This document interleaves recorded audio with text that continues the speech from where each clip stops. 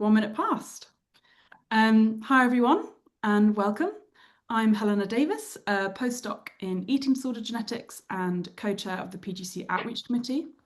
So our webinar today has the very snappy title of Scientifically Accurate and Ethically Responsible Science Communication in Psychiatric Genetics. And it's brought to you through a collaboration between the PGC Outreach Committee, BGA Public Science, IBANGS and ISPG. So I'm just going to give a really quick introduction to the rationale behind us putting this webinar together before we hear from our speakers. So the field of psychiatric genetics is a really complex one, which combines psychiatry, which carries a lot of stigmatization and misunderstandings, as well as that psychiatric conditions are both hard to diagnose clinically and hard to measure scientifically. So you're combining that with genetics, which is also a highly misunderstood area, plagued by issues such as genetic determinism. So this is the belief that genes almost entirely dictate human traits and behaviours, so overlooks these environmental influences, as well as things like genetic essentialism, so the idea that superficial similarities actually reflect some kind of shared underlying essence. So you have those issues, as well as the fraught legacy of the misuse of genetic data, which has led to a lack of trust in this area. So when you combine these two fields together, we do have our work cut out for us a bit, as the potential for misinterpretation is exponential and comes up against all these different challenges. So in 2024, we surveyed over 100 psychiatric genetics researchers attending a conference, and 3/4 of them believe that psychiatric genetics has barriers to outreach that are unique to our field, such as concerns about misuse of genetic data for identification purposes or by private companies, fear of discrimination or prejudice, as well as the historic misuse of genetic data leading to mistrust. So why is it important that we get science communication in this area right? Research has shown that effective communication in psychiatric genetics can tackle misconceptions, lead to more informed decision-making in those with psychiatric conditions. It can reduce stigma, shame and guilt, and lead to increased help-seeking in those affected. It also does just mean that our work will be seen more often and helps to increase our reach as scientists. So on the flip side, research has shown that miscommunication in psychiatric genetics can lead to people with mental health conditions perceiving themselves to be quote unquote fundamentally different to others, as well as having increased feelings of helplessness, and tied up with that is a reduced motivation to address other factors in treatment, as well as increased guilt in family members feeling that they've passed on some kind of genetic risk. But there are many, many reasons to be very hopeful and excited about this area of work. One of which being that many organisations are actively working in this area, including our wonderful collaborators on this webinar. So the International Behavioural and Neurogenetic Society, Behavioural Genetics Association, specifically the Public Science Committee, and ISPG. Also, engagement strategies have been required or encouraged in some recent grant calls, including one from the Wellcome Trust. And also, encouragingly and really importantly, 370 of you signed up to attend today's webinar, which shows that there's a real appetite for this kind of work, and it's just really wonderful to see, so thank you so much for coming. A really quick plug for our group, the PGC Outreach. This is some of us pictured here at a conference in Mexico last year. There's actually many more members than that. But please feel free to follow us on all our various platforms, and feel free to reach out if you have any ideas or questions, or you think you might be interested in joining. We'd really love to hear from you. So now on to today's webinar and the format. So we have 4 wonderful speakers who'll be talking for 15 minutes each, and then we'll have about 20 minutes for a Q&A. All of this will be recorded. And you can submit your questions via the Q&A function, and feel free to do this anonymously. And please write, if you have someone specific in mind that the question is for, please write who that is. If you would prefer for your question not to be recorded, please write not recorded first, because we'll then leave some time at the end where we'll stop the recording to ask those questions if there are any. Uh, so without further ado, I think Neve is going to introduce our first speaker. Well, first, I'm just going to say thank you to you, Helena, for such a great introduction and setting the scene for our webinar today. And I'm very excited for all of our four speakers. And I'm just going to go in and introduce Janine Austin, who is the head and professor of medical genetics at the University of British Columbia in Vancouver, Canada. They are also currently the president of ISPG, which is the International Society of Psychiatric Genetics.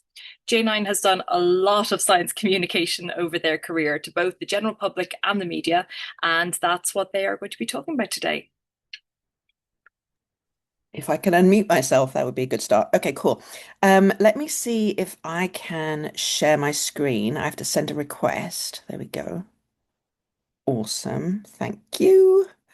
Portion of screen, share. Let's see if this is going to work. Can you see my screen? Yes. Hooray. Okay, cool. So hello everybody and good morning, at least from me, because it's 8 a.m. here in Vancouver. And it's still a bit dark, so sorry if I'm a bit blah, but anyway, so I'm talking with you all this morning about discussing genetics with the media, but I also threw in the public because it really is the same kind of thing, but with specific considerations around the media, which we're going to get into. So first, I want to start with why. Why should we even be doing this? And Helen has given us a brilliant overview already. But I want to pull out another couple of things, actually. Most of us here on the call today are academics of one stripe or another. And academia is fundamental. In my opinion, academia is really about having a social contract with the communities in which we're embedded. Most of us are funded by federal money. That means we're funded by taxpayers. That means that we have a responsibility to the taxpayers that are funding us. And that responsibility is to generate new knowledge and share that with people in a way that actually benefits society. So for me, when I think about my responsibilities as an academic, I have an incredibly privileged position as an academic. This is part of the responsibility that comes with that privilege, is that I have to hold up my end of the deal. And then just contextually, as we sadly are probably all painfully aware, public trust in science at the moment is at a bit of a crisis point. This is not, I want to be very clear, this is not our fault. This is the fault of other people who are actively sowing distrust in what we do. But never whether it's our fault or not doesn't matter. The fact is that this is what we're dealing with, and so we have to. The only way that we can try and fight back against this is by being accessible, by engaging with people, by trying to step out of what people like to refer to as our ivory towers. So I think these are some of the whys that we should do this. So I like to know why the hell I should listen to somebody about a particular topic when I'm attending a talk. So I thought I'd tell you why you should listen to me about this particular topic. So I've been talking directly to the public about psychiatric genetics for over 2 decades, which is a horrifying thought. But I've trained as a genetic counselor, which is literally all about how do you take really complex concepts and make them accessible to people? That's literally what it is. It's a 2 year training program where that's all you're doing is you're learning how to do that essentially. So I've done blog posts, podcasts, Reddit AMAs. Do you remember when they were a thing? Wow, don't do them anymore for some reason. Twitter chats back before it was whatever the toxic cesspit that it now is, which I no longer engage with. And in-person/online presentations for like mental health support and advocacy organizations, school groups, that kind of thing. I've also done a lot with the actual traditional media. So I've done media training 3 times. Most important and useful one was like a 2-day thing I did when I took on the role of president of my prior professional organization, which was the National Society of Genetic Counselors. Was so good. I've got lots more to say than what I've got to share with you today. So if you have particular questions about, oh my God, I have a TV appointment, what am I supposed to wear? Or things like that, I have intel for you. I've done more than 90 media pieces, which was horrifying also to add up, including national live TV. Yes, that was terrifying. And national live radio, and national and international print stuff, including, very strangely, Harper's Bazaar. Anyway, so Considerations. This is the overview of what I want to talk about the next couple of minutes. It's really, so I want to talk to you about framing your thinking about how to engage. And I know that we're trained in academia to think about things as looking good on our CV. And it's not about that, right? It's about centering your audience, not you, right? We're going to talk specifically about language, and then we're going to talk about a couple of things very specific to engaging with traditional media. So let's talk first about framing your thinking about how to engage. As I already mentioned, it's really not just about your own CV. It's about what do you really hope to affect or change or convey? Like, why would you engage with the media? Sure, like maybe CV is part of it, but why else? There must be something else. And so tapping into that is really the fundamental bottom line. And honestly, for me, when I started, just to be, I don't know if anybody else feels like this, but it was terrifying. I felt the weight of responsibility of trying to communicate this really complex stuff in a way that people were actually going to engage with it and listen. And I was kind of overwhelmed a little bit with the magnitude of what I didn't want to be misquoted. I didn't want to be misrepresented. I didn't want people to hate me for for saying the wrong thing. And it was scary. So I had to really ground myself hard in why am I doing this? Why am I doing this? And keep coming back to that. As a way of like refining my courage, but also like my messages about what I was trying to say. So, as with any kind of communication, it's really critical that you know your audience. So, if it doesn't matter if it's TV, radio, podcast, blog post, whatever it is, who is it that you are engaging for? Who is the audience? What's their baseline understanding? And what do you know about questions or concerns they might have about the topic? Because this isn't about what you want to tell them. I can tell you straight away that 99% of people don't give a single solitary rat's ass about the specifics of a particular genetic variant. They just don't. I'm sorry. I know it's heartbreaking to hear. But but what do they want to know? So that's what you need to focus it on. So it's how can you share your message in terms that are most salient to the motivations of the audience that you've got to achieve your goal that's beyond CV stuff. So yeah, I do want to share with you in this specific context. As I said, people don't actually care about specifics of particular variants. They typically, the fundamental questions that people have in this context, genetics and psychiatric conditions, can be boiled down to a set of very existential human questions in the end, right? So, are psychiatric conditions genetic is something that there's always some framing of this question whenever we engage with the media on this topic. But the subtext, that's not the actual question. The answer that people don't want is, well, actually, I found a variant that blah, blah, blah, blah, blah. The question people are really asking is, so is it my fault if I have psychiatric diagnosis? Is there anything I can do about it? Will my kids have it if I have it? Like, even if that's not what you're being asked by the person you're directly interacting with, if it's a media person, those will be the questions of the media, of the people who are consuming that media, right? So that's the sort of lens and framing to bring to these kinds of things. And when similarly, we will often in this space get asked questions about things like, is there genetic testing? And the answer to that, from an objectively correct perspective is, well, yes, there is sort of, but there's not very much that we offer clinically very often, and it depends on circumstance, blah.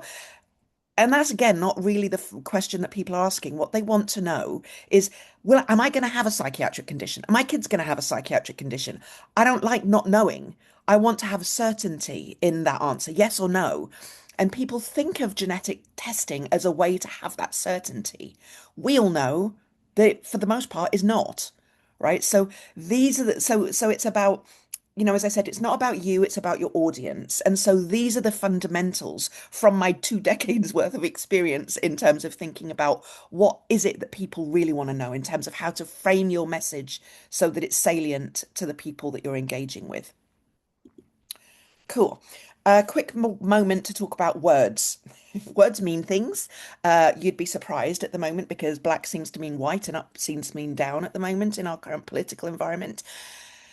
But as scientists, words are supposed to actually mean things, and I'd like to use them as such. But it's really important to know as well that meanings depend on context. So I've put just a couple of different words or phrases on this slide that mean things to us and that mean different things when you're interacting with the public. or with media, right? So when we use the phrase causal variant, we might mean when we're talking with each other, a variant that is directly implicated in the condition of interest rather than in linkage disequilibrium with a directly implicated variant. Great, we all know that, awesome. But when you say the words causal variant in the context of media, people will think this is the single thing that is responsible for causing the condition we're talking about. And that is not, I'm assuming for the most part, the message that you want to get across, right? So it's just being aware. Aware of the ways in which the language that we use when talking with each other is actually jargon, right? So that's just an example. Similarly, risk. We use it when talking with each other to say chance, like probability, even sometimes, right? But it's not actually that because there's an implication. You don't say the risk of winning the lottery because the outcome is good. So there's a negative implied thing about the outcome, that's inherent to the word risk. And so just in one specific context that, members of our community have unfortunately had to encounter directly, the public, when you're talking, so if you're using the word risk in the context of autism, for example, the neurodiversity community is going to hear the person in this context is not a neurodiversity ally because you're saying risk, it means that you think there's something negative about autism and therefore you're not an ally. Right. So I know this probably doesn't help and it makes it feel even more fraught. But what I'm trying to do is equip you with the tools so that it's less frightening because you at least know some of what you're getting into. Heritability. Honestly, truly, really, this word has got no business being in any conversation that you have with the media, with the public ever. And honestly, come at me in the Q&A about that. Like I have so much to say about this word. So we don't even know what we mean when we use it a lot of the time. We just look at the definition in that middle column. There's so many clauses to that sentence, so many clauses. It's a statistical concept that attempts to estimate the proportion of a variation in a trait within a population that can be attributed. Are you explaining that to the public? No. So what people hear when they hear the word heritability is how much of my condition is caused by genetics, which is exactly not what it is. It's a population-based concept. So the way that if people throw the word heritability at me in media interviews, I always come back with something along the lines of heritability is a concept that's a bit like, what do you call it? Census data. Census data will tell you that in my region, Vancouver, people have 2.4 children. Does that mean I have 2.4 children? No, it does not. It means that on average in my region, do you know anybody no, nobody has 2.4 children. So people, I might have 0 children, I might have 10. You won't tell anything about my number of children from census data. Same's true for heritability, right? Doesn't tell you anything about an individual. Okay, enough ranting about words. Let's talk about some very specific stuff about how to interact with media. The bottom line, the most important thing, I think, is being prepared. And again, I'm speaking from my own bitter experience of showing up unprepared and being burned badly. So I'd prefer that if you could learn from my mistakes rather than having to make them yourself if possible. And I'm sorry, I forgot my little cartoon. So that's there because years and years ago, before I started engaging with media, I was like, oh no, that's not for me. That's for other people to do. Who am I? I got nothing to say about this. Why should anybody listen to me? And then I found myself getting more and more pissed off that the only voices I was hearing in the media were, I'm sorry, all my old white men friends, but old white men, right? And I was like, why is there nobody else talking about this? And some of it is because it's who the media contacts, but some of it as well is who is willing to answer the call when they actually contact you. So I was like, if I'm pissed off about who's not being represented in the media, then I have a responsibility to do something about that. So I'm going to overcome my inner ugh and try and be brave enough to do something about it. So yes, being prepared. So if you can, ask for the questions in advance, particularly for things like I've discovered, like live TV, live radio. They want you to do well. Therefore, they will usually share in advance with you because they want you to be good. Right? They don't want you sitting there going, I don't know. So they will usually give you the questions in advance. And then that fundamental thing about know your audience that we already talked about is really important, though, just to reiterate that. Key messages. So what I find is that it's really important to remember when you're interacting with somebody from the media, it's not a casual convo between friends. It's just not. It's a contract that you're engaging in, right? So I've been caught out by getting overly friendly with people because I like them, and you end up talking a bit too casually, and there's absolutely nothing that you say to people in this sort of situation. Please don't assume that you say anything off the record unless it's agreed to in advance explicitly. Okay? So it's really important to think very explicitly why you're engaging with the media in this context, what your key messages are, prepare them well, no more than three, honestly, truly, really, even if it's an hour-long thing, right? And keep finding different ways to repeat them. So I don't mean be a dick politician. It doesn't matter what the question is you're asked, you just say, well, what I'd like to say is blah, blah, blah. That's really annoying. But if it's relevant, if you can make an angle to bring it back to what you want to say, then try to do that. Okay. And then etiquette. So things I've learned again through trial and miserable error. Apparently, it's really poor um, manners to ask people to see a piece before it goes to press. Like journalists get really offended by that. If they offer it to you, wonderful. Say thank you with enormous gratitude and what because they will be asking you to fact check or whatever. Awesome. Um, and then there's really obvious boring things like if you're doing radio, no matter whether it's recorded or live, you've got to make sure that you're not going to get, that viral little video of that guy being interrupted by his two children who are like banging on drums and his. Anyway, don't do that. So try and make sure you've got a really private, quiet place that your audio quality is good, etc.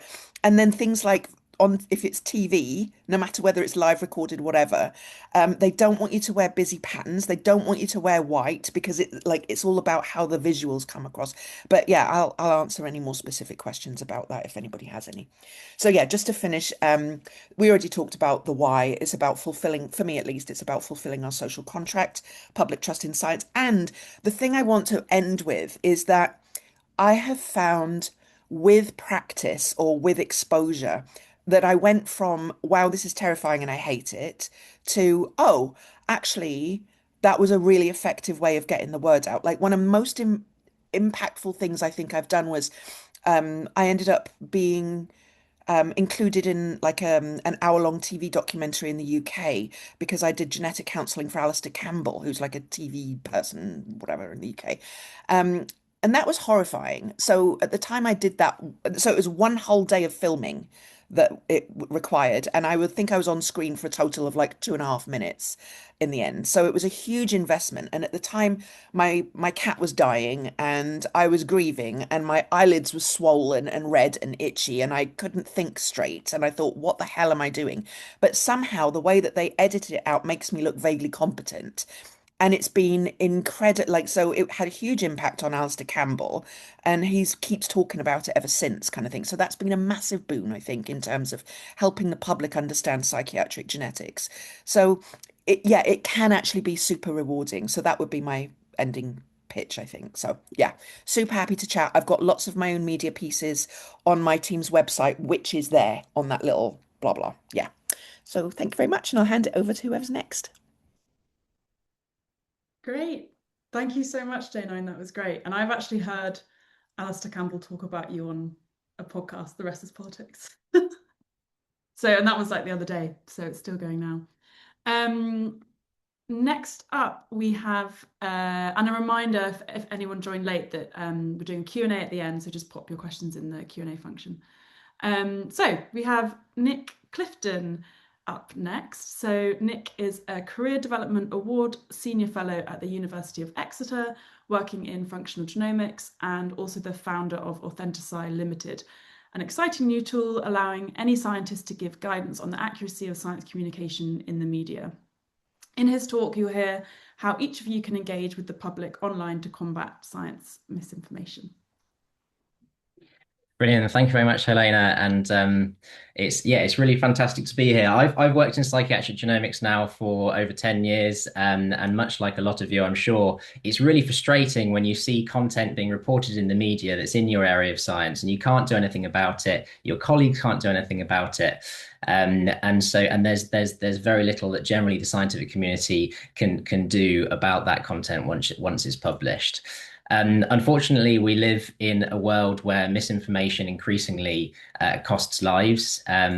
Vaccinations is just one example. That's had a huge impact. The misinformation around autism and vaccinations had a huge impact on the uptake of vaccinations, which which consequentially affects the uptake in the general population and the general population's level of immunity, and this affects us all. So the World Economic Forum publish the most severe global risks each year, and actually the 2026 publication came out today. So and misinformation and disinformation remains a leading severe global risk, up there with really scary things like climate change, extreme weather, and state-based armed conflict. But what makes misinformation really uniquely dangerous is that it has this effect whereby it perpetuates and makes worse all of these other risks and reduces the response to these other risk factors. So what can you do about such a enormous global risk? Well, when it comes to information, scientists are consistently the most trusted professionals, perceived as trustworthy by the general public, but unfortunately they don't have this voice and this platform on which to have an impact yet. But this is exactly what we are seeking to resolve. We're a non-profit company that exists in the space between published mainstream media and the general public to counter this leading global risk. So every day we all experience a huge volume of different media sources, different formats across the world, and actually the general public generally don't know which of these to believe, which of these are credible and which are not, and so there's this urgent need now for this voice of scientists and experts to rise to the top and have increased visibility. And the advent of AI just makes this even more difficult to find out which items are true and which might not be. So there are some fantastic fact checkers out there already, and some scientists, they work with organizations such as the Science Media Center to what you might describe as pre-bunking. But of course, in reality, a lot of content that reaches the general public and shapes opinion before scientists can respond to that content. So how does Authenticide work? So one of the main features of the tool is this web browser extension that works with various different browsers, and you can install this right away as you're listening to me talk if you want to. And what it does is it allows the general public to make requests of content to be reviewed by scientists. And then it also allows any scientist to log on using their ORCID identification and then provide that feedback by evaluating the quality of the evidence, the extent of any bias, and the accuracy with which, or the clarity with which, the science has been communicated, and they can add commentary to annotate that as well. And that information is then freely available for any member of the public to view. There's a consensus score that's drawn across multiple scientists reviewing the content, and nicely some error bars positioned around the central mean, which is my favorite feature. And then these scores are then, we share the reviews across social media to try and increase the impacts that they have. And so what can happen is that it just takes one review request or one item of media to be flagged, and that sets off a chain reaction that can lead to impact across many members of the public afterwards. So this is the idea of how Authenticide works, and there's a website with all this data as well. So ultimately, what this positions Authenticide is as a scalable resource, because its main strength is that any member of the scientific community that passes these quite simple validation checks can contribute to to reviewing content and performing some degree of fact checking. And we have this collaboration with computational social scientists through a grant whereby AI is being used to match the content, so categorize the media content and then match that to the expertise of the scientists. This isn't implemented quite yet, but this is ongoing. And so in the future, these review requests that are coming into scientists through Authenticide will become more and more bespoke and more relevant to the community. So ultimately, what it positions Authenticide as a stable source of reliable and scalable source of information across the different types and different formats of the information ecosystem. So you might be wondering, well, what's in it for the scientists? Well, one key item is the visibility, right? So there's this, we have this responsibility, and we feel this responsibility as scientists to communicate our work accurately.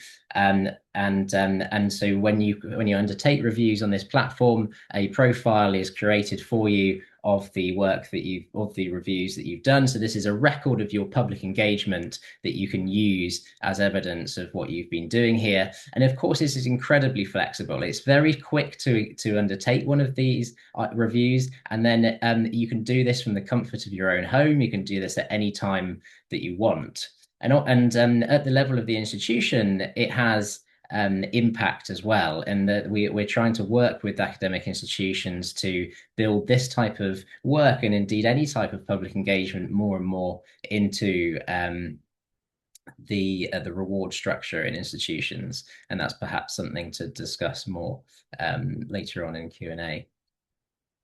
But I have done a bit of a survey with some of you, and 88% of you encounter misinformation in your field at least once a month, and then 71% of you say that a lack of time prevents you from contributing more to public engagement. But then this factor of inaccuracies in the media is a big motivator for many of you to contribute more. And hopefully this platform gives you the output and the relief for undertaking more public engagement in a way that could be digitally very impactful very quickly. So I want to tell you a bit about how we began and how, where we are now. So this idea came along during a hackathon event during the pandemic. It was something called a Sciathon, a 48-hour event with individuals from across Europe. And then we signed an agreement with the Max Planck Society in 2022 to make this a reality, and received some funding to develop the software into what it is now. We were part of a business accelerator program. We registered as a non-profit company, and we launched in Potsdam, just outside Berlin, in 2024. Last year, lots of things happened. We registered as a UK charity. We got this grant that I mentioned a moment ago, where we're performing that content categorization and matching to the scientific expertise. And we have been recognized by a couple of awards. We were finalists for the Cargo Vesalius Innovation Award, and we came second place in the Geneva Center for Security Policy Global Security Innovation Prize. And so this year, lots of things will happen. Can't predict what will happen. Lots of exciting things, but one of the things that we're pushing at the moment is we're recruiting volunteers. Actually, I've got a slide on that later on if anyone wants to talk to me about that more. We've got many exciting events happening, and we're starting to crowdfund as well now that we are all set up with gift aid, etc. So already we're having a degree of impact. We have over 200 registered reviewers from across 12 countries. Many of those are in medical science, because that's the area I work. So it's easier for me to access medical scientists. And among those, they find that about 44% of the media that they've been reviewing isn't supported by sufficient evidence. So it just highlights the benefit of doing this, and it could be very similar across climate and other areas that perpetuate in the media as well. We've attracted over 100,000 euros of grant funding, and continue to contribute to major public events, which we keep receiving really good feedback from. And so we've got this great foundation here that we can bounce off in a few ways, and we have a few priority areas for the next phase. We need to expand our community, both the scientific and the general public communities. We're working on optimizing these AI-assisted features, and there's a huge amount of outreach. We had somebody make a nice animated video for us, for example. We're engaging in science festivals, conferences, etc., etc. So Authenticide was founded by a collection of academics who shared this passion for science communication, and were aware that science communication really needed to evolve. And we're very proud of our partnerships with the Max Planck Society, specifically the Institute for Gravitational Physics in Potsdam, and we also partner with the Lindau Nobel Laureate Meetings organization as well. And then, of course, it's the partnerships and the collaborations with the scientific community. So all of you guys that really that drive this non-profit and our mission forwards. So yeah, really nice community to work with. So I just want to summarize by highlighting that misinformation is consistently a leading global risk. We have provided the platform to tackle it in the best way that we can, and we will continue working on this incredibly passionately. And so, and the scientists generally give really good feedback. So please, I'd like to ask you to join us and register for an account. And I've got a QR code up here that you can scan, but you can also just Google Authenticide to find the website and log in, and you use your ORCID identifier, which many of you already have. And whilst I'm leaving this up on the screen, I just thought I'd give an example of a review that somebody has left in a relevant area of science. And so you can see how they've clarified the content. They've given some educational guidance, and they've just given a brief justification of why their scores might not be perfect for each of these, or where they are stronger. So this isn't just about criticizing journalism, of course, it's also about highlighting quality journalism as well.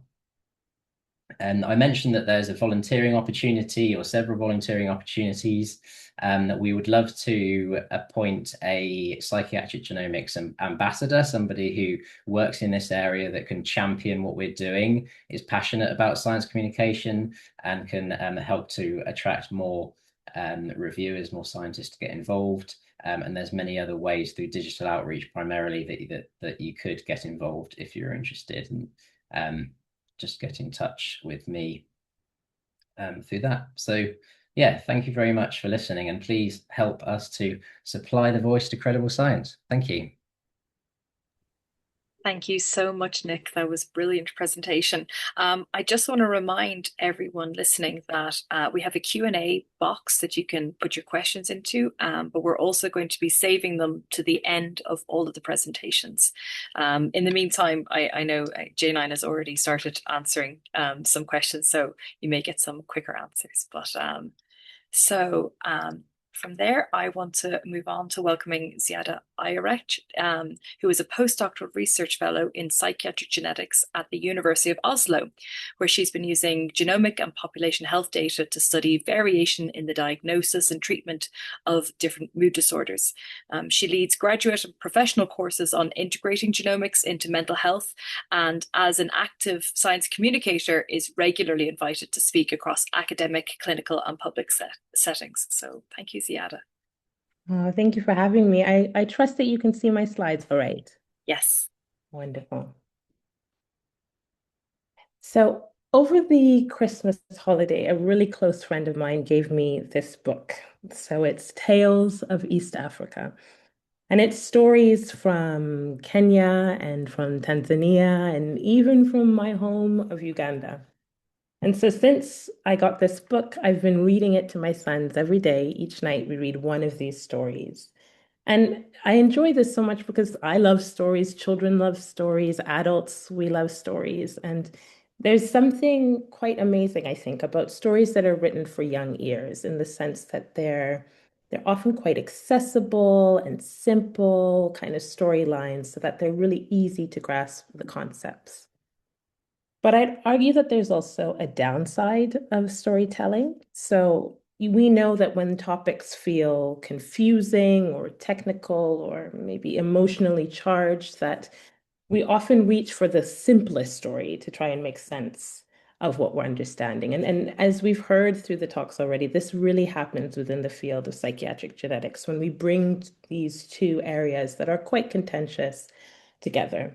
And a number of things can happen. A number of stories we've heard about our area of research, ideas that there's a gene for this disorder or that disorder, that it is inevitable, if we have a family member that has a mental illness, it's inevitable that we will have it ourselves. And of course, this has a number of downstream effects, feelings of helplessness or blame or this kind of confusing public understanding of what risk really means. What is the risk of mental illness? And of course, what we have talked about is this idea of stigma. And we see stigma within areas of our work across multiple levels, stigma at personal levels, at societal levels, at structural levels. So there was recently a survey by this charity in the UK called Mind, where they're looking at attitudes to mental illness. And the kind of latest results from the survey was showing this increase in stigma around mental health across these kind of personal and structural and societal levels, higher than they've seen in previous years. So when we think about our area of research, there's also limitations, I think, about the stories that we can tell, how nuanced and how full they can be. And a lot of these limitations are around the data that we have access to. So we need really large samples to do the kind of work that we do. And we also see that we need not only many people to be involved in our work, but there's also a call for having family data. So there's really interesting questions we can answer within psychiatric genetics when we have access to not only large samples, but large samples of families. But there's also this realization within our field that there is a disconnect between the samples and the data that we have access to and what we see when we look at the global population. And so we do have this problem of diversity within the field of psychiatric genetics. And so we've tried a number of solutions, I think, as academics. I think over the course of these talks, you'll realize that many of us are so passionate about science communication. We want the stories of what we do to be accurate. We want to reduce the stigma that we see within these areas that we're so passionate about. And so we write, frequently asked question documents to accompany our publications. We write these lengthy blog posts and special issues directed to specific audiences. And some of us do engage online on social media, and that's typically on these kind of classic academic platforms like Blue Sky or X. But I'd argue that these maybe provide, a powerful track record, right? They show what our academic careers, what we're doing. They give value to kind of the work that we do and show that we have credibility, and they do reach an audience. This audience, though, is often already informed, already curious about the topic, already digging into this topic, and we provide some more information to that audience. But I would argue that there's a number of barriers in the solutions that we typically fall on for as academics. So barriers around the fact that even when somebody is interested in our work, that the language, as J9 has so kind of beautifully demonstrated, the language that we use is filled with jargon and misunderstanding. We debate and don't even agree sometimes on the language amongst ourselves, that there's issues with institutional access. So, I'm affiliated with 4 different universities, and I still can find a paper that I'm interested in and try and click and find it and enter all of the different universities and not gain access. So it means that, the information that we put out in papers are often not reaching members of the public. And so I do think that there are maybe some solutions that we're using a bit less as academics. And that's what I'd like to talk to you about today. And one of them is about other platforms of social media that I think we engage with less as academics. So this can be, TikTok, Instagram, Facebook, YouTube. And although these platforms are used across, ages, you'll see that I've put kind of little age brackets. So this is where we find the kind of age bracket that the greatest amount of use typically happens. So the platform that I've been engaging with about a year ago, I started a professional Instagram account, has been Instagram. And that was intentional because of the age bracket that platform kind of reaches. And I think to this idea of storytelling, Instagram is quite a great platform for it. It is a visual story platform, but it also has access to global populations, which I think is something we really need to start thinking about as we're trying to get data that represents the global populations. We also have a duty to communicate our intentions, communicate what we do in a way that reaches these global populations. And it's new for me to have a public Instagram account. And one of the things that is so fantastic about having this is that you get these creator analytics. So this is a snapshot, not of my Instagram, but to give you a bit of an idea of what happens if you have a public Instagram account. So this is not an account that, you're paying for specifically. It's just one that is open to the public, and you can set yourself as either, a creator or a professional account, and it gives you access, free access to these analytics. So you get information about, who are your followers, how many followers you got last week. You get information about where they're coming from in terms of their age bracket. So you can see, okay, content that you do share, what age bracket is that content reaching? You also get information about where people are coming from. So for me, this is something that's very interesting to figure out, where is it across the globe that we're getting access to and getting our information out to? And we also get these really interesting analytics around when people's engagement is higher. So you can see for your followers across the week and across the hours of the day, at what points are they engaging more with content? What points are they more available online?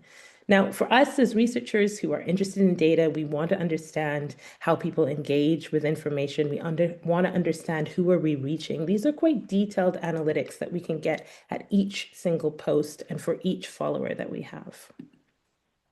And despite the reasons that I think maybe some people have considered social media as a platform for engaging with the public and talking about our work in psychiatric genetics, there are still a number of barriers. So these are barriers that I've come across in speaking, internationally in different audiences about why they haven't engaged online, but also things that are written in the literature.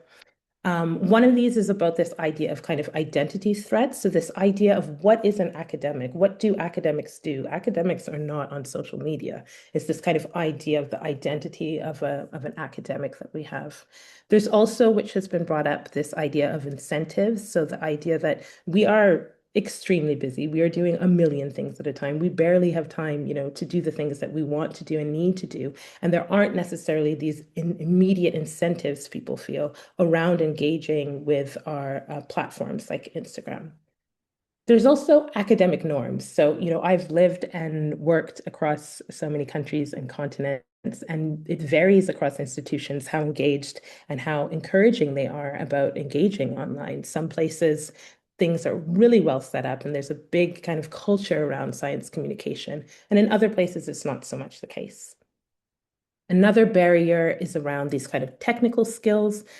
People feel uncertain about platforms. I don't really know how these platforms work.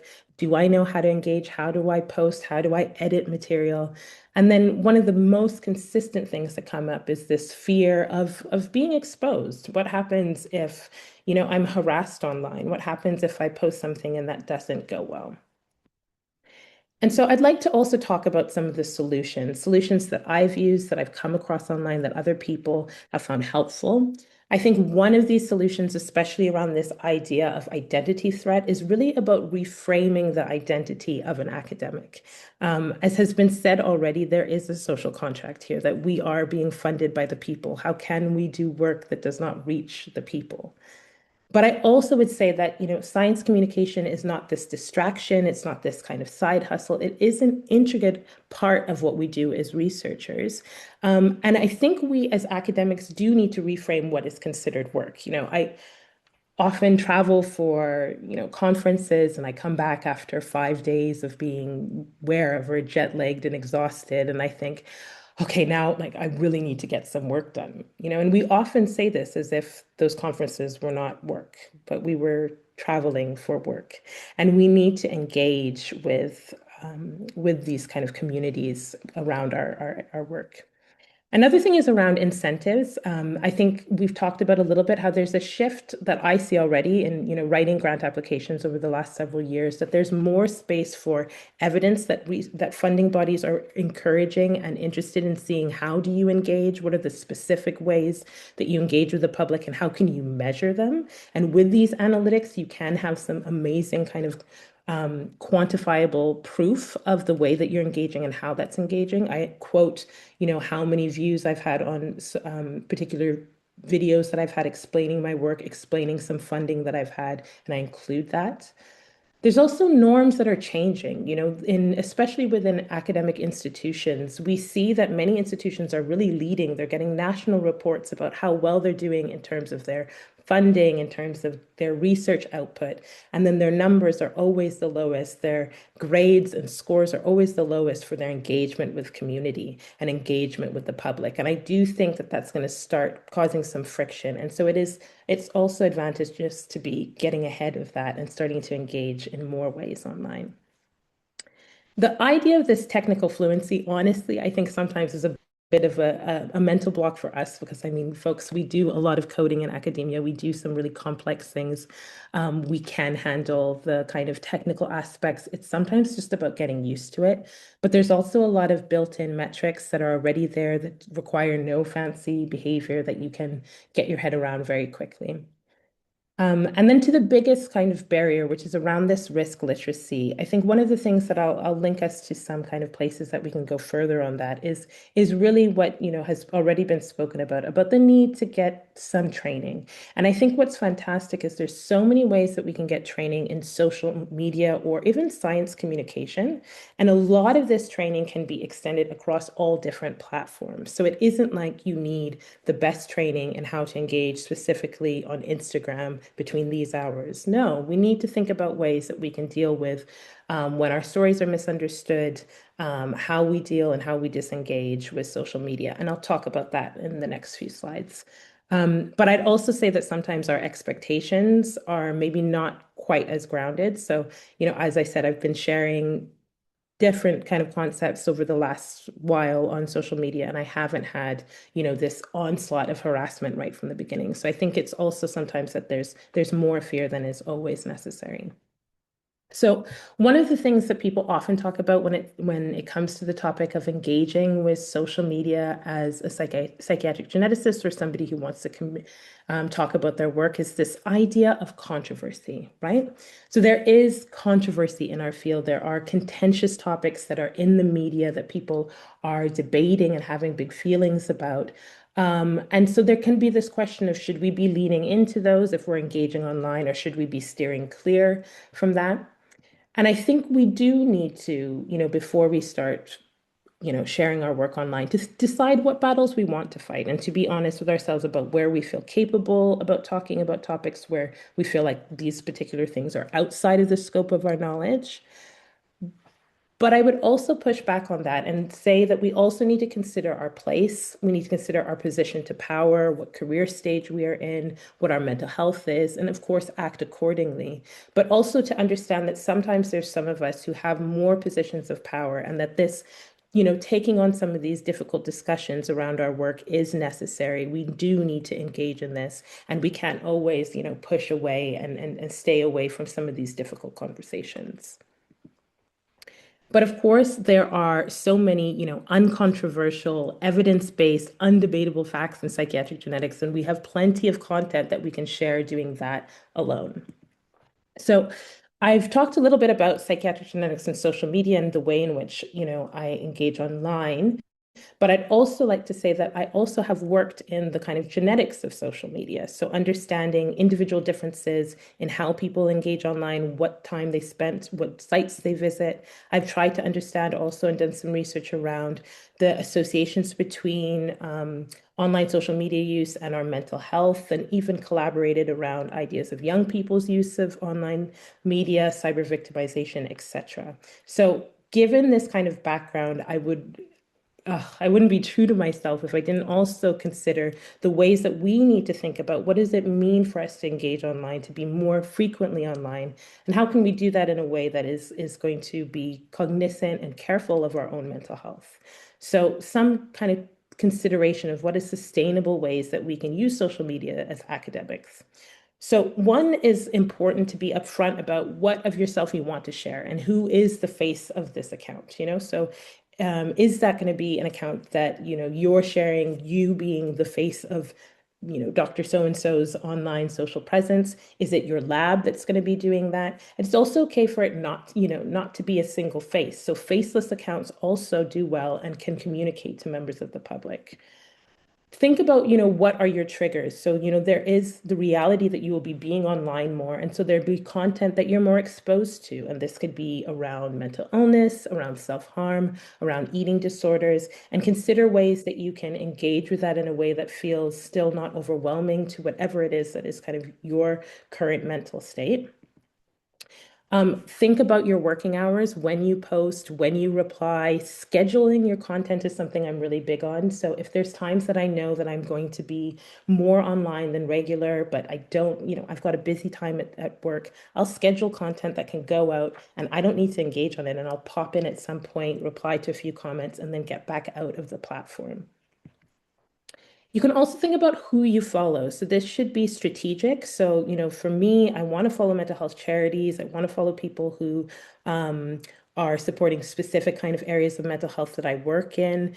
Clinicians is an obvious other place, but it doesn't have to be all business. If you find that seeing, I don't know, videos of cats frequently in the day makes you feel nice, you can also follow that on your account, and it is possible for the platform to also be an uplifting place. So I think sometimes people can be a little too rigid about that.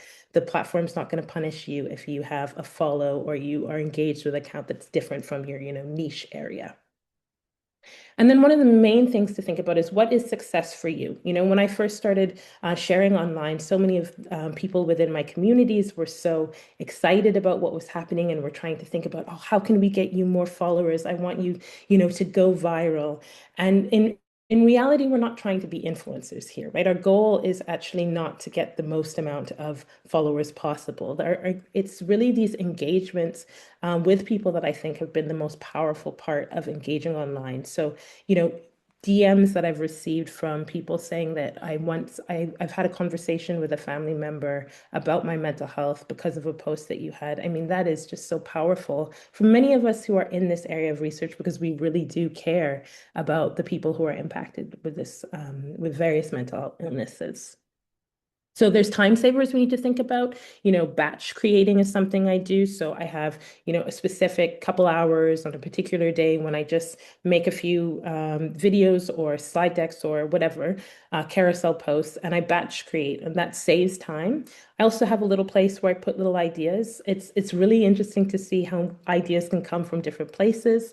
I can be having a conversation with my sons and they say something and I think, people need to hear about that. Okay, let me put that aside. And when I'm able to engage with that, I'll create a post around it.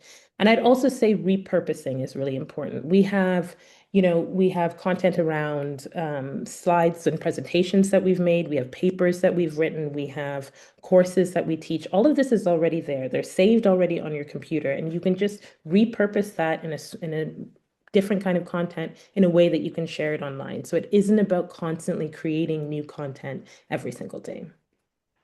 But I think one of the things that's also important is ways that we can disrupt. So I think the academic model is very difficult and is quite problematic. And I think a lot of the times we think about the impact of the fact that we must publish or perish. And I think we can unbreak some of that, the kind of mental load of this, about realizing that sharing your work or your ideas online when they're not just papers, but they're also things that you've learned across the way, is another way to engage scientifically. We have so much knowledge that can get to the people.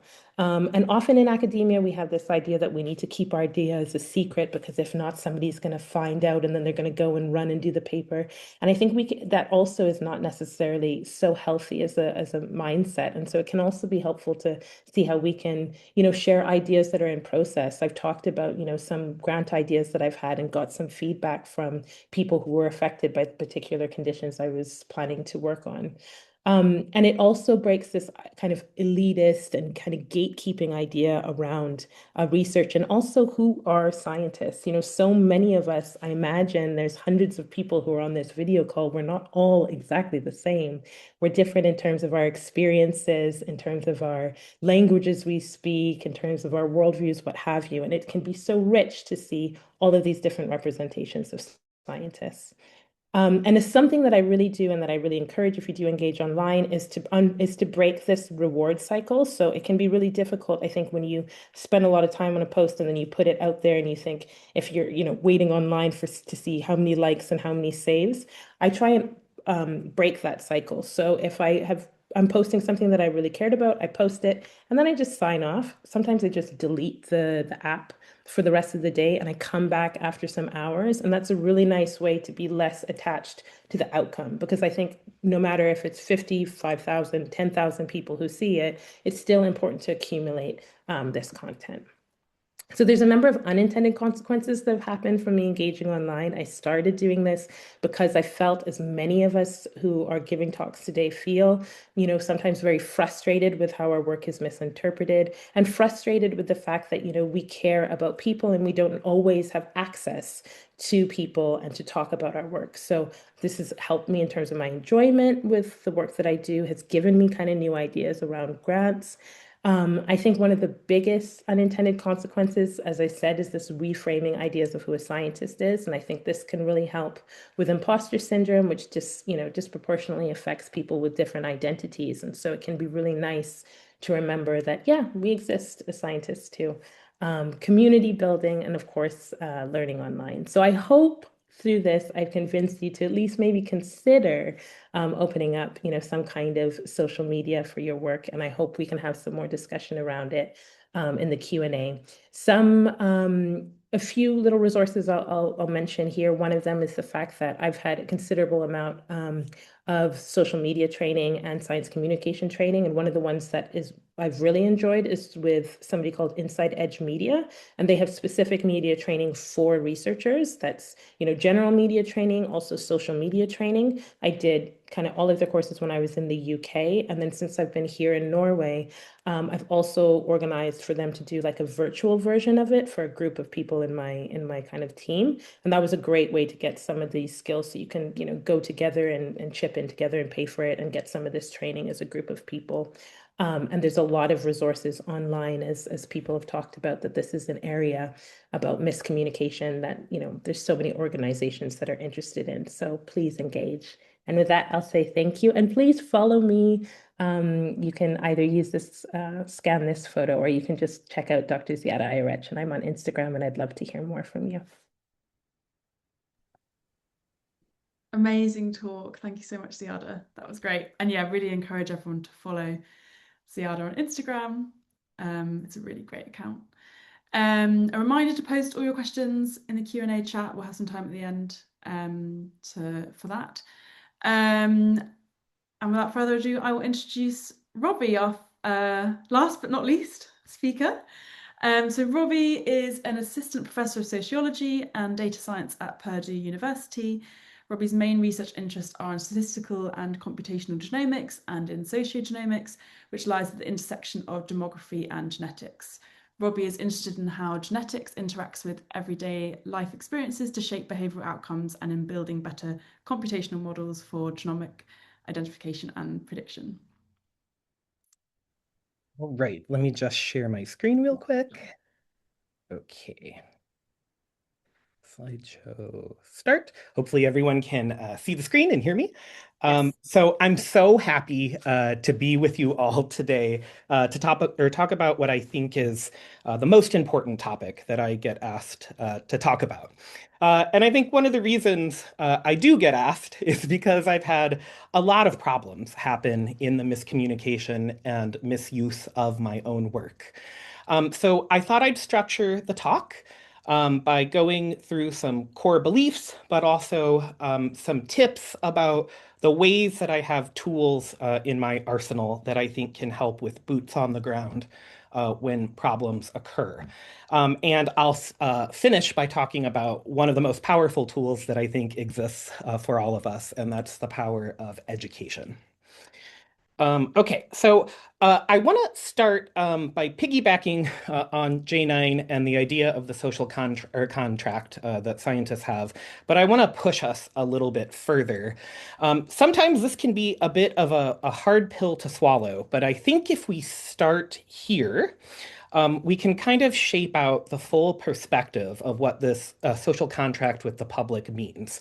And so I wouldn't say that we just have a social contract, but also that scientists, share at least some of the responsibility for what happens to their science after it is published. You can't just create something and then send it out into the world and sort of turn off your responsibility at that point. So we don't share all of the responsibility. We might not share most of the responsibility, but I think it's really important that we ground ourselves as a scientific community by sort of leaning into that, we share some of the responsibility. So I want to talk about sort of tools in my arsenal and what they've meant to me over my time as a scientist. And I want to start here with incentives. So we've heard a lot about the changing landscape of incentives. But I think it's really important to focus on local incentives. A lot of incentives to become better science communicators and sort of get the sort of tenure promotion grants that you want to put on your CV start at your local organizations or universities. So when I arrived at Purdue University 3.5 years ago, one of the first things I sort of realized is that we have this large organization at Purdue called the Office of Engagement. And I wouldn't have originally suspected that something like this exists at my large public university. But this office, they are incentivized with taxpayer dollars to encourage Purdue professors to communicate and engage in sort of a community-based fashion. And so work like fighting against miscommunication of science or public science fits within their portfolio. They offer grants for doing research projects that can, pay for a research assistant, pay partial salary. And then I also found that at Purdue University, not only do they take engagement seriously, but you can actually get tenured in engagement if you'd like to. So at Purdue, you check between 1 and 3 of these boxes when you go up for tenure. So along with, being tenured in normal research, like we all sort of think of, you can also, like I am, be tenured in part based on your level of engagement. And so these sort of incentives tend to be very localized, specific to the culture of your university. But if you start digging, you can really find some of these cool things. On the right-hand side of the slide, I have a fresh picture just from last week. I became a fellow in a 2-year-long training program based in Indiana that brings all sorts of people together from industry, from academia, from the media. And what we're doing over these 2 years is working together to become better communicators. And it's not just a program. They actually pay for part of my salary. They, again, give me research funding to contribute to the lab. And so I just sort of wanted to disillusion us of the idea that incentives don't exist that can sort of help us if we're really, really interested and passionate about this type of work. The next tip I want to share is one I wish someone had told me about way before I started graduate school, but that's to start writing now and to set aside time for writing in your groups. When miscommunication happens, your ability to be an effective writer, to respond to that miscommunication, is really the most important tool in your arsenal. So when I was in graduate school, I started just devoting some time every day to write for the public, to think about writing for the media. And I've kept that practice up over my career, although it's grown. But you don't have to do this in solo, as J9 was talking about, as Ziada was talking about, in our group, we really celebrate the chance to write perspectives, to write public facing pieces. And so I think you can bring this into your group. And I think you'll also find that it's really refreshing and fun to get together as a team and spend some time, writing some of these pieces or thinking about how we might communicate our work to the public. All right, so I'm going to talk about a couple of specific examples here on fighting miscommunication and particularly misuse. And so the point I want to make here is that when misuse happens, no matter how bad it seems, you can always do something. So it might take some creativity, it might take some brainstorming and hard work, but remember that you are an empowered scientist who has a very unique platform and place in fighting misuse and miscommunication, and there is always something that you can do. So whether that's writing when something really bad happens, like the Buffalo supermarket shooting, where my work on the genetics of educational attainment was in part used as justification by the shooter, or whether that's the specific example of something that popped up. So some of you might be familiar with the large genome-wide association study of same-sex sexual behavior published in Science in 2019 that I was a part of. Shortly after that piece was published, an app developer sort of rolled out this app that they called the How Gay Are You app. And so what you could do in that app is sort of upload your own genetic data, and then they purported to deliver you a score that told you how gay you were. And so we were, of course, extremely alarmed when this happened. And I remember at the time thinking, oh no, the media is writing about it. This seems really bad. It seems to sort of stand in juxtaposition to the goals of the paper and what we were trying to do. But what we did is we sort of got together as a scientific team, and we thought about what it was that we could do. We decided to write, I'll say, a strongly worded letter, but a letter that really pushed these app developers to think about what they were doing, what they were unleashing on the world, and from our scientific perspective, why this was sort of bananas, why it's scientifically accurate. Another group helped develop a place that you could go to sign up to remove a petition to remove the app.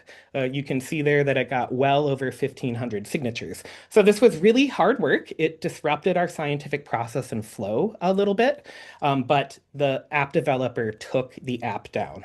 And so this is an example of using creativity and using your platform as a scientist. Remember, you are the experts in the science that you create. You can do something when misuse happens. Don't feel like you just have to roll over and play dead.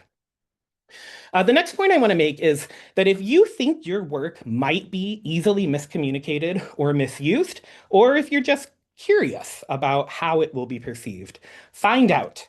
And in most of the work that I do that I think can be miscommunicated, that means finding out in partnership with community members. So we were really intentional on that study of same-sex sexual behavior. We involved national and international LGBTQIA+ organizations in the review, in the writing of not only the paper, but also of all of our communication materials. So you can see here a very early draft of some of those communication materials where those organizations were going through and saying things like, I'm really worried about oversimplification here. I'm worried what might happen with this interpretation. And this was incredibly helpful. I've done this on a couple of different projects to making that clarity and that public-facing communication of the work so much sharper, so to sort of mitigate risk. And if you compare, the early version that I'm showing here to the materials that were eventually sort of put online or published, you can see just how much it changed as a result of that community collaboration. I'm a big think local person. I'm a farm boy from northern Indiana, from kind of a tiny farming community. I really know the power of doing something local, not only to elicit change, but to really see the change take place, which can be quite inspiring. And so, this public science thing is a big, big issue, and it can seem, really overwhelming, I think, to a scientist or a scientific group. I say start local. Do something, even something small, to push back. And so, we've talked about how big of a problem a mistrust in science is in the United States. On the right-hand side of the slide here, I have a group that I started in my local community of LaPorte, Indiana. And what we're doing there is we're getting scientists together with science educators. So we're talking about elementary school teachers, principals. Many of these communities are in very red, sort of Republican areas of the state. And we're getting together to learn how to talk about science to those local communities. And you can see some of the changes taking shape in how much this means and the tools that it's sort of giving some of these sort of boots on the ground educators in those communities. Okay, so I want to end today with talking about something that I think is increasingly one of the largest mechanisms we have as scientists for pushing back against misuse and miscommunication. I call this one of the root causes of miscommunication or misuse, and that's the role of education. So many of you have heard a little bit about this work. I'm going to walk through the various sort of high-scale pieces of it, although I'll mention a talk later if you're curious that you can tune into to sort of dive in more. Okay, so we know that genetic essentialism is a big problem. Not only does it cause some really bad outcomes for folks, but it's scientifically inaccurate. It's invalid. And so it seems like something that scientists should sort of use their platform to push back against if they can. Over the course of the last 5 years now, with an incredible team that's been largely led by Brian Donovan and a lot of other great science educators, we've developed what we call the Humane Genomics Literacy Curriculum, or the HGL curriculum. And its purpose is to change ways that students perceive and learn about human genetic variation and reduce the prevalence of racial bias and genetic essentialist beliefs so that students understand that genes are not an accurate explanation for racial disparities in society alone. We divide that curriculum into sort of 2 parts. The first part focuses on population thinking. So we build real scientific evidence into all of our curriculum. That population thinking part focuses on understanding how much genetic variation occurs within and between groups and being really concrete about those comparisons. And the second part, of course, sort of expands to what we know to be true about environmental predictors of lots of outcomes that people might otherwise attribute genes to. We have some really nice tools at our disposal that are sort of based in scientific literature and education.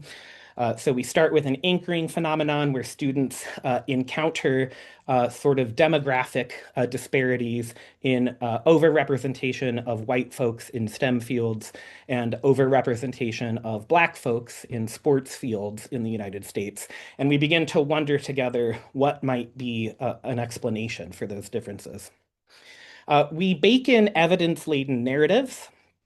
These are really nice because they allow us to use fictional characters that reflect real-world things that students might hear without them sort of feeling targeted for their own personal beliefs.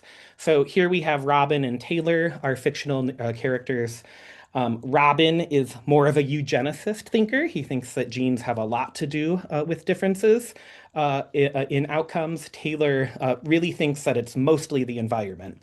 So both of these characters are wrong to varying degrees. And what we do is we sort of expose students to engageable evidence over the course of the curriculum and watch those beliefs of Robin and Taylor sort of change. We give very accessible tools like Venn diagrams to understand how much between and within group variation there is for various outcomes or between groups. So you can see here we're asking students to model Robin and Taylor's sort of views of the world using these Venn diagrams. Here you can see some of my own students' examples from trying to do this in my college classroom where I've taught this curriculum before. And the last part of the curriculum is this really application-focused part where we expose students to things like fictional social media posts that they might see or fictional but closely mirroring reality media articles that they might see. And then they use what they've learned to push back against those scientifically invalid claims. So I really think, this is a curriculum that really works. We're very proud of it. It's been demonstrated in numerous articles through randomized trials to be highly effective at reducing genetic essentialist beliefs. And I really think if we're going to try to attack some of those root causes, this is perhaps one of the biggest tools in our arsenal. There's a piece on how to apply this curriculum for your own context, forthcoming in behavior genetics. As soon as that is published and the embargo is lifted, we're going to post or make available this online resource. This is our curriculum, which we'll make publicly available to everyone, so you can go through and read about it. You can download all of the materials and learn how to adapt it for your own setting as well, if that's something that you're interested in. Okay, and I'm going to go into a deeper dive on this curriculum, on some of the empirical evidence on it as well, tomorrow at a director's webinar from the NIH. So if you want to hear more about this curriculum and some of the details, feel free to tune in to that tomorrow at 11 a.m. Eastern Time. You can just Google and register for the webinar. And that's it for me. Thank you so much, and looking forward to the questions.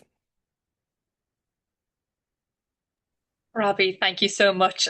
Could you just, before we start the questions, remind us how we can actually get access to your slides and your tutorials? So if you're if you're looking for the curriculum, that paper should be published, I'm going to say, in about a month, and then it'll be available to everyone. I'm happy to send it out through all of the organizations in an announcement if people are curious about it, so that people have access.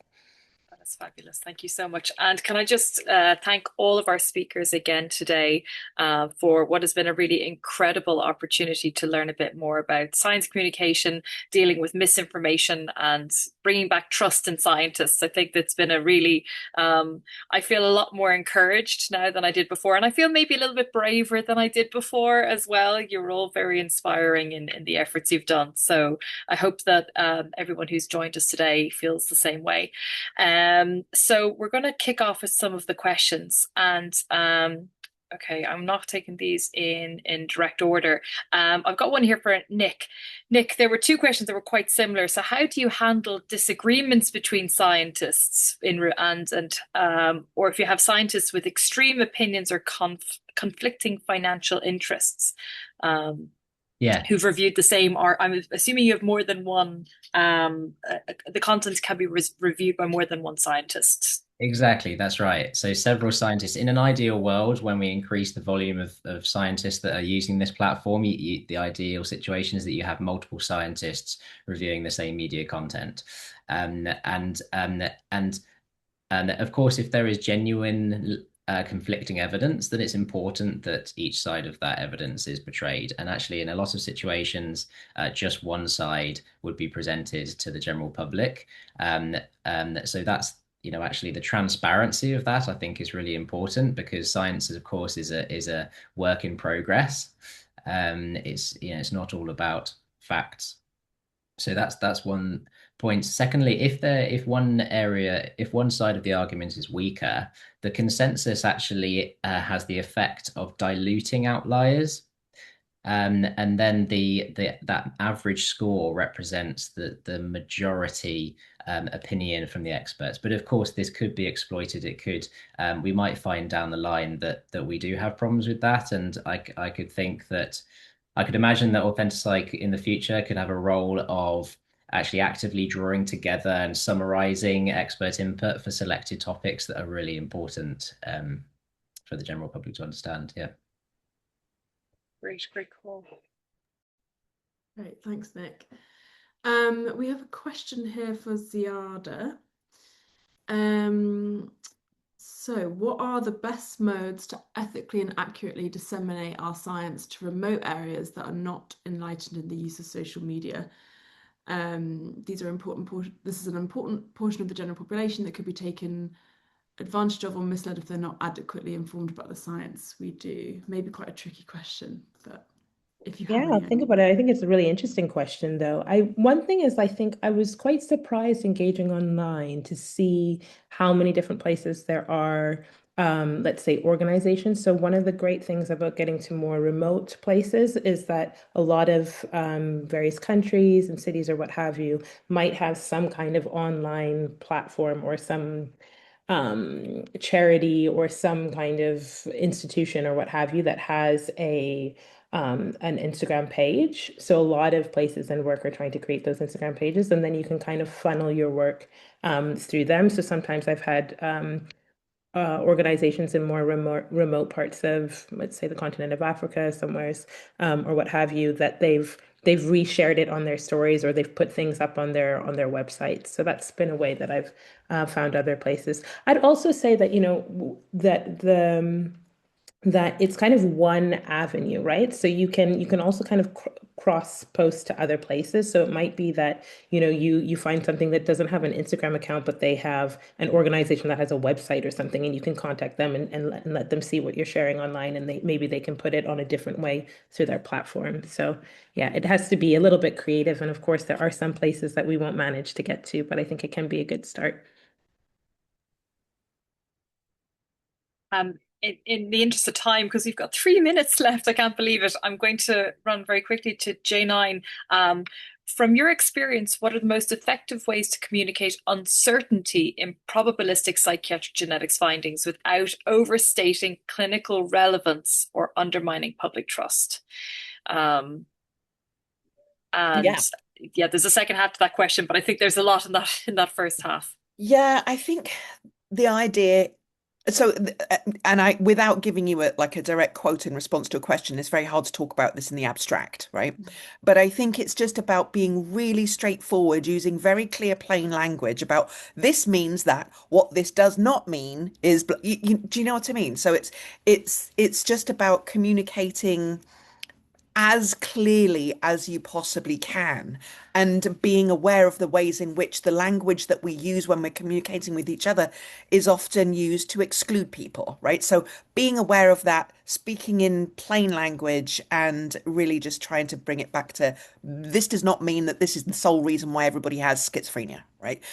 That's not what this means. This means instead that this variant might contribute a little bit to why some people have schizophrenia.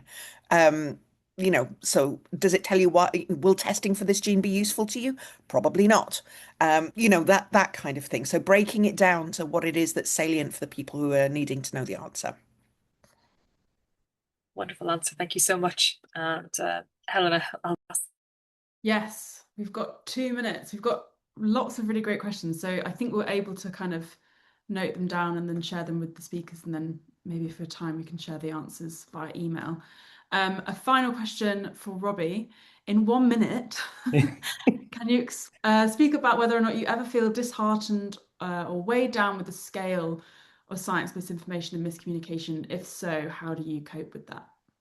I combat it with making myself be optimistic. So, those of you that know me, I'm a very bubbly, cheery person, and I just make sure every single morning I contribute some extremely positive thought into the importance of the work that we're doing, the ways that it can help people, and that I know that I'm in the right place doing the right thing. And so, you see a lot of hard things happen. You can get really bogged down. But then you see some good things happen. You see the spirit and heart in well-intentioned people. You see webinars like this, and you remember just how much positivity there is out there. So that's what I do. I deliberately sort of breathe positivity into the work that I'm doing. Love that. What a wonderful note to end on. Thank you so much. Thank you so much to all our wonderful speakers. I really enjoyed your talks. I'm so glad we got to do this. And thank you so much to everyone who attended. It is recorded and we'll be sharing it on various platforms. So please do share with anyone who wasn't able to make it. But thank you so much for coming. Bye, everyone. Thank you all. Thank you. Thank you.